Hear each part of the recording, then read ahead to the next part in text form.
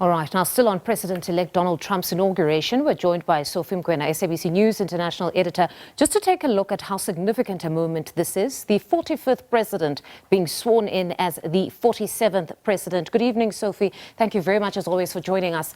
Most certainly, many saying this can be dubbed as the political comeback of the decade. How significant a moment is this now that we're seeing the 45th president being sworn in as the 47th? It's quite important when you look at his performance during this election, the presidential election, but also when you look at how the Republicans have performed in both houses. Him also in terms of the popular vote, being able to get the college vote and also the popular vote. And therefore, I mean, he comes here as someone who really has a mandate and a support also in terms of the legislative arm. That is why we are talking about the issue of signing those executives. You can see that he is in charge and he feels very comfortable.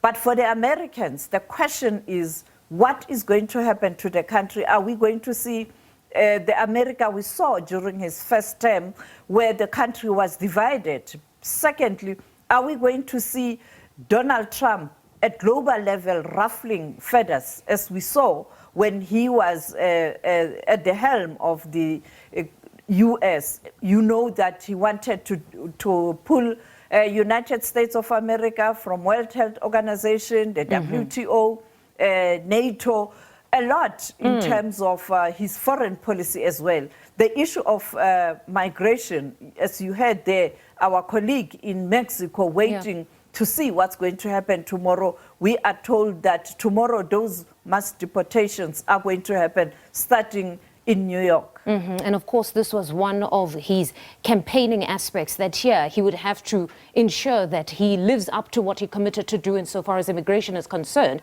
But insofar as the turbulence or anxiety is concerned, many said just building up to the swearing in that we're awaiting now, it seemed as though we are probably going to see a turbulent 4 years, because already there was talk of Canada being the 51st state of America.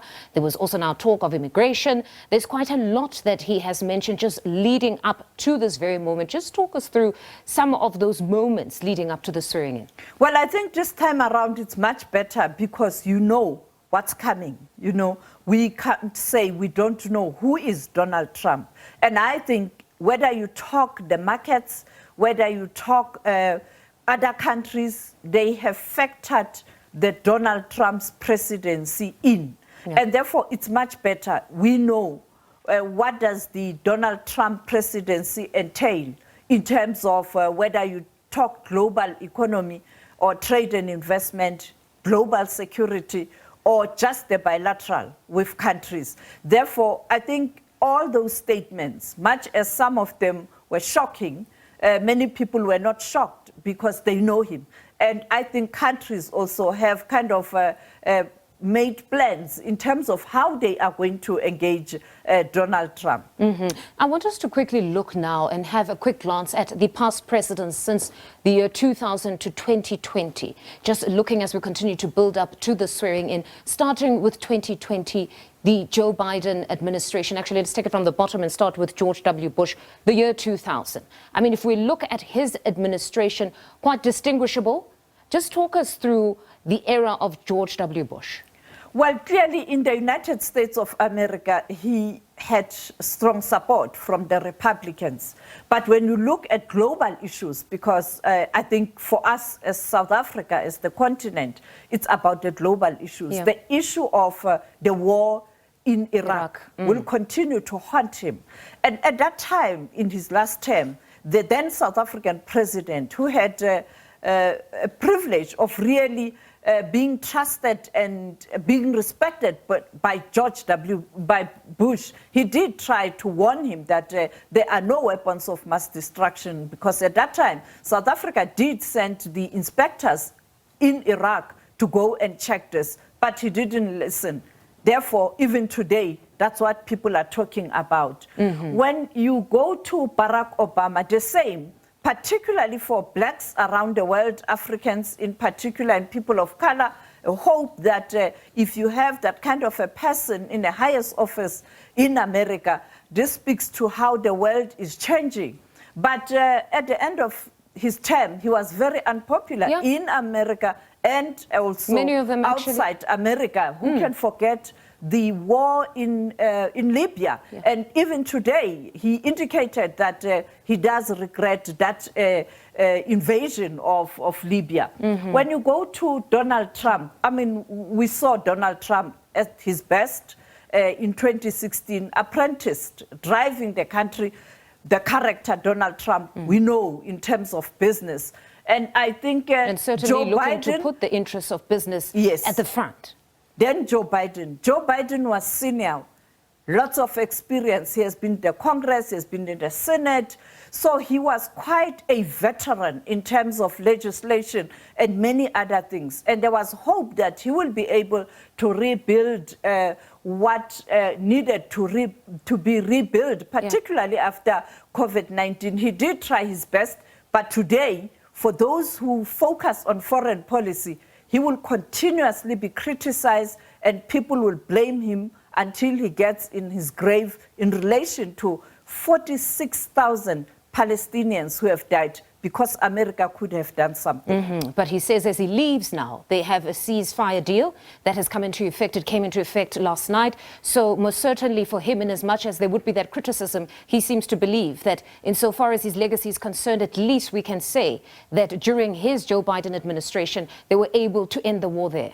Yes, too little, too late. And especially because Israel has stated that they reserve their right, that should they feel there's a need to continue fighting, they most certainly would. But then now when we look at Trump now in 2025, he returns.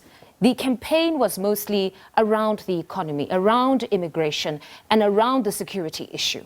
And it seems that many pundits have said, Sophie, that what we saw as the electoral outcome, it indicated that America is probably more conservative than many people might think. Yes, you are correct. When you look at the endorsement he got, I mean, as I pointed out, both the Republicans in the Senate and also in the other house, and also getting the popular vote and the electoral college vote. And therefore, and we know that what he spoke about, he's almost like a manifesto, was very conservative. And some even saying almost to the right. And therefore, very protectionist. And then it became indicative that clearly you have an America right now that is quite amenable to somebody who would have the protectionism. Let's actually look at these live visuals now. It seems that everybody is starting to assemble inside. Yes, you can see I saw Barack Obama, I saw Bill Clinton, and therefore the former presidents are there. But we know that in relation to Barack Obama, Michelle Obama said that she is not going to attend, she's not there, but Hillary Clinton is there. And therefore, now the moment has arrived where in few minutes or in less than 45 minutes, we are going to see Donald Trump taking that oath. And we expect those who will be managing or running the ceremony to come in and to start. But I think, as he pointed out, he decided that this must be in-house because we are told it is because of weather. Others are arguing that there were similar times where you had a very cold winter in America. Some people are are suspicious that perhaps it had to do with security. As we know that during the campaigns, there were times where there were attempts there, in terms of his life. I want us to then look at the profile of Donald Trump. He's 78. Ageism was quite the conversation leading up to this specific elections. Both Donald Trump and even Joe Biden considered to be of an advanced age, but nevertheless here, the 78-year-old told us on many occasions that he was as fit as a fiddle, and if they had to compete on golf, he would most certainly win against Joe Biden.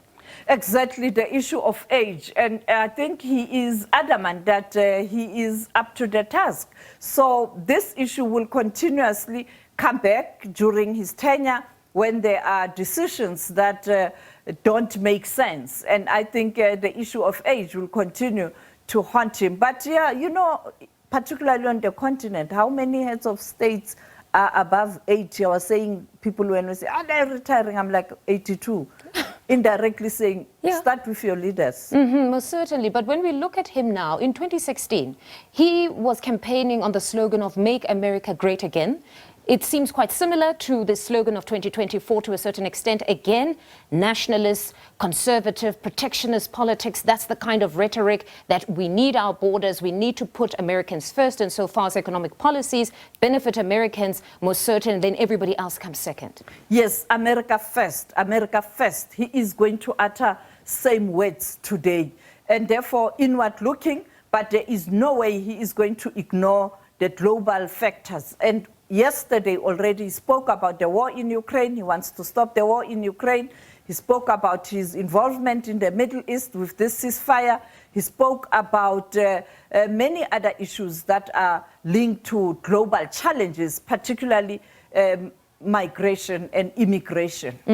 Now, if we had to recap the 2024 US election, I mean, we had Kamala Harris coming in very late into the game, because there was that back and forth whether Biden was going to step down. Eventually he did. But most certainly it looked as though it was a tight race, considering that she was a late entrant into the game, 48.3%, and Donald Trump 49.8%. Talk to us about this very tight race that we saw. Well, I think you are correct. A decision by the Democrats to bring in Kamala Harris late didn't help them either. But also, I want to say, my observation, it happened with Hillary Clinton. The world is so patriarchal. At workplace, we experience that all the time.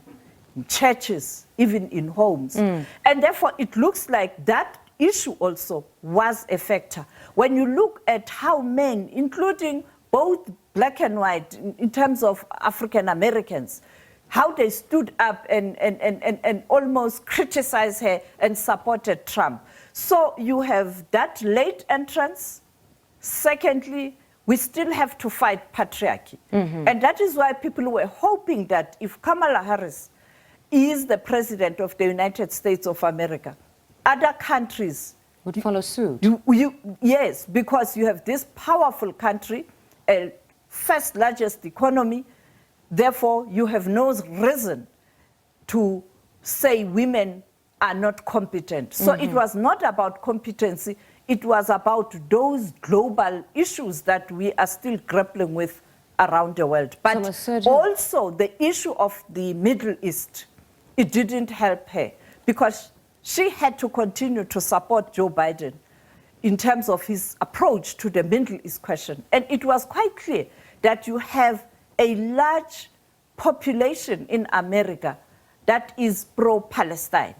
And it didn't sit well with them when they saw her policy in terms of the Middle East question. And some even had just concerns around the amount of funds that were being used by the United States to fund these wars, be it in the Ukraine and Russia element, or be with this one in Gaza, that in most certain instances, when Trump spoke about the need to stop the funding of these wars, at least on that part, that he is transactional. You cannot have America's funds being used to fund anybody else. So most certainly it seemed that that specific statement garnered a lot of support for him.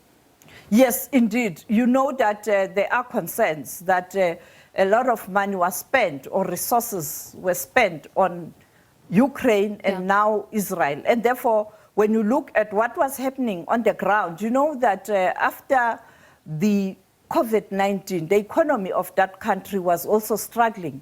And people were struggling. The middle strata is struggling all over the world. Even here in South Africa, when you look at the outcome of the elections, you will see that the urban vote was very, very divided in terms of who to support, because you have a lot of middle-class constituencies. And therefore, it was the same in the United States of America, that we are struggling, we are squeezed. You keep pumping money in Ukraine and in Israel, and therefore we are suffering. All right, Sophie, thank you very much as always. Of course, we'll continue our conversation as we continue to build up to that all-important swearing-in of President-elect Donald Trump. That was SABC News International Editor Sophie Mokoena speaking to us.